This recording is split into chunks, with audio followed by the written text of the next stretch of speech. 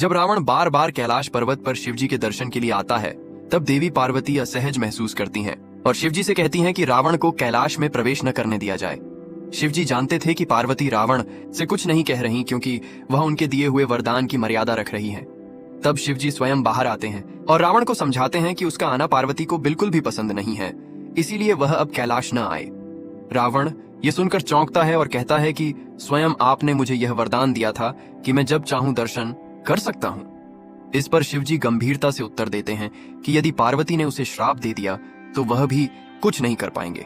इसीलिए शिवजी अपना वरदान बदलते हैं और कहते हैं, जब भी मुझे याद करोगे मैं स्वयं तुम्हारे पास आ जाऊंगा, लेकिन अब कभी कैलाश मत आना। समय बीतता है और हनुमान लंका जला देते हैं, जिससे रावण स्तब्ध हो जाता है और सोचने लगता है कि उस बंदर में इतनी शक्ति कहां से आई। परेशान होकर वह शिव मंदिर में जाकर प्रार्थना करता है। शिवजी प्रकट होते हैं और बताते हैं कि हनुमान कोई और नहीं, उनका ही रुद्र अवतार है और उनकी पूंछ शक्ति रूपा पार्वती है, जो इस अवतार में उनके साथ रही। यह सब श्री राम की सेवा के लिए हुआ था और उसी सेवा के फलस्वरूप लंका का दहन हुआ। अंत में शिव रावण को सचेत करते हैं कि अब सुनो रावण, तुम्हारे उद्धार का समय आ गया है, अतः श्री राम के हाथों तुम्हारा उद्धार होगा।